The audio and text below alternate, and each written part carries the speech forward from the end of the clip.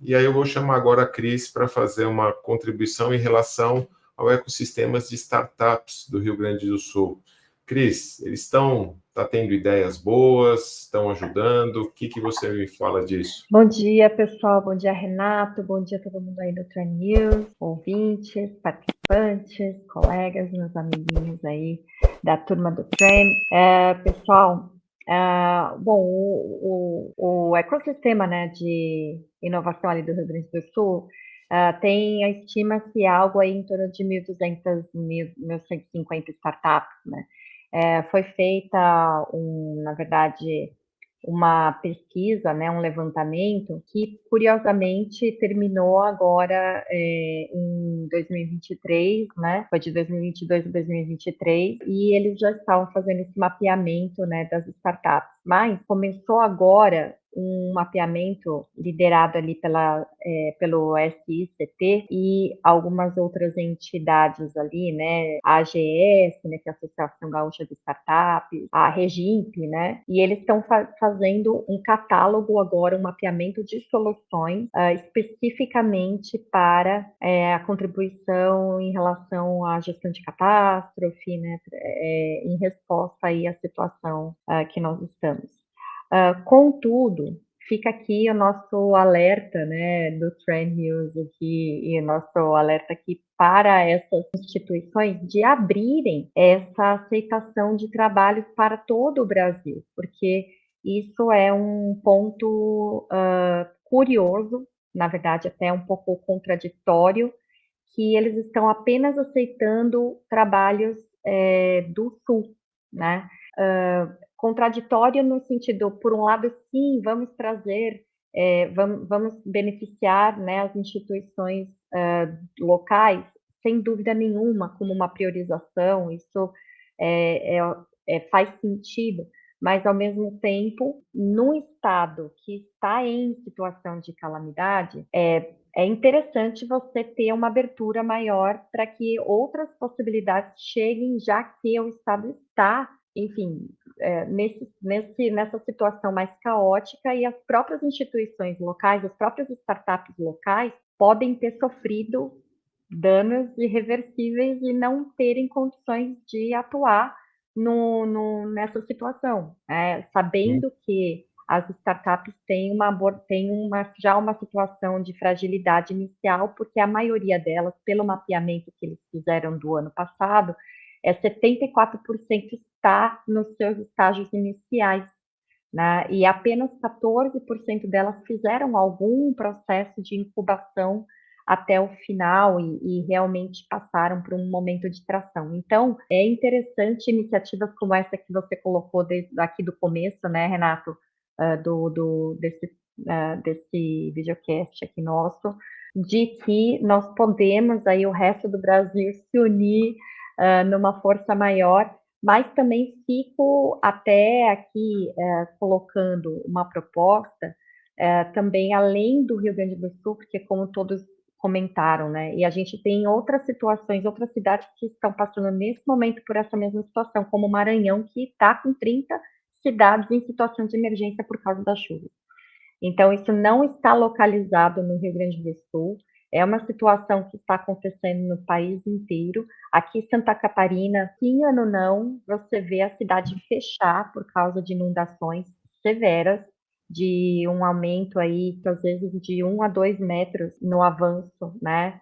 Até por conta da questão do mar, né? Então, a gente tem já locais que estão com perdas imobiliárias, por causa do avanço do mar, aqui na região de Santa Catarina, e também um apelo à questão das comunicações e transparência entre as comunidades, porque a gente precisa poder se comunicar e falar sobre os danos reais, né? Então, a gente sabe, né, enfim, que tem uma questão aí de acalmar, né, de pôr panos quentes, dar uma acalmada na situação, mas os estudos científicos, eles são reais, tem muita coisa aí que não está sendo colocada na mesa em relação a juntar a academia com a indústria, o agroindustrial, né, ou a parte da economia e aí os órgãos públicos, né? Então, assim, preciso ter uma união dessas forças, como vocês comentaram,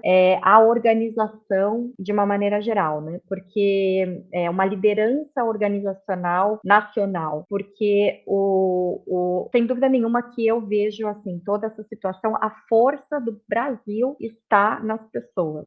As micro-organizações, e isso dá para ver, né? Os microecossistemas, as atuações de solidariedade, os grupos de organização social e as comunidades, elas se juntam, se unem e todos colaboram sem precedentes. E aí a gente vê, então, que as iniciativas que mais estão dando certo são essas, né? Sem dúvida nenhuma que quando entram as instituições, como no caso, né, a Secretaria de Inovação, Ciência e Tecnologia do Rio Grande do Sul, enfim, a Associação Gaúcha de Startups, quando essas associações entram, um aporte significativo ali de coordenação, isso ajuda demais, né? Ajuda demais mesmo. Então, eu estou colocando aqui um pouco mais de enfoque no caráter social e operacional das coordenações, principalmente na questão de comunicação e abertura da visão de local, estadual, para uma visão nacional. No mais, eu fico aqui deixando a disponibilidade, né, e convidando todos a participar realmente dessa iniciativa que o Renato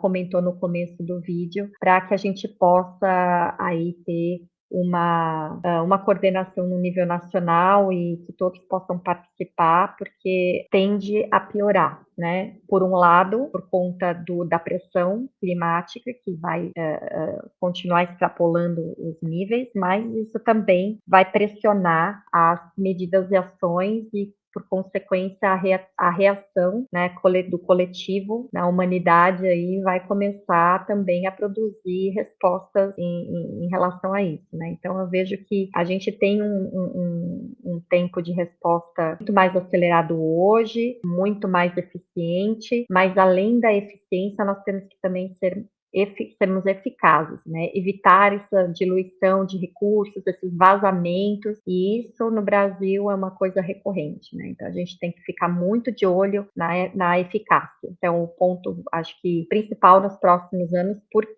principalmente por causa dos dados em relação à captação e os recursos disponíveis em relação a capital de risco, né? Isso tem pressionado muitos orçamentos. A gente sabe que o dinheiro está curto em todas as instituições, quer dizer, o estado do Rio já estava quebrado, né? Todos os estados do Brasil estão quebrados. Isso não é uma coisa também só do Brasil.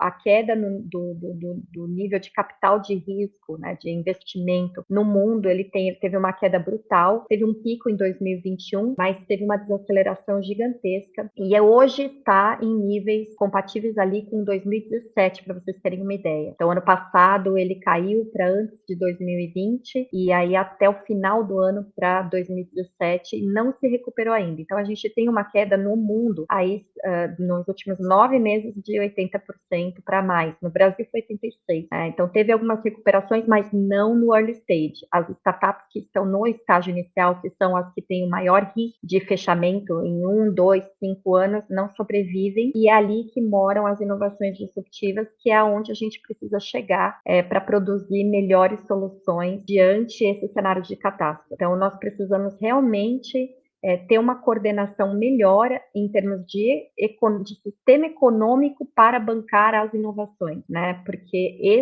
esse é o problema da eficácia.